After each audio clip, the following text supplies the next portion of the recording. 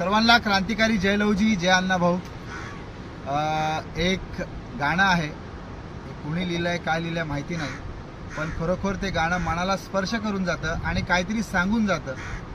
जोपर्यंत जे गाणं असं आहे की तुफानातले दिवे आम्ही, खरं आहे ते, पण मला एवढंच बोलायचं आहे, त्या दिव्याला जोपर्यंत सामाजिक आणि चळवळीतली मुवमेंट ही जपते तोपर्यंत खरोखर तुफान, वारा, वादळ काही असलं तरी त्या दिव्याला कुणाचीही फरक आणि काहीच म्हणजे भीती नाही आहे म्हटलं तरी चालेल।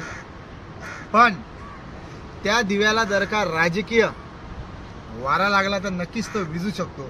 म्हणून ज्या ज्या वेळेला आपल्याला असं वाटते की ह्या दिव्यापासून, ह्या ज्योतीपासून आपल्याला प्रकाश मिळतोय आणि आपण त्याला कुठेतरी मोठं करण्याच्या बाबतीमध्ये जेव्हा खांद्यावर घेऊन फिरतो, त्या दिव्याला नक्की एक गोष्ट लक्षात आणून द्या, जोपर्यंत समाज हा तुमच्या सोबत आहे तोपर्यंत पाहिजे तितका तो मोठा आम्ही दिवा मोठा करू शकतो, वादळ वारा काही असला तरी।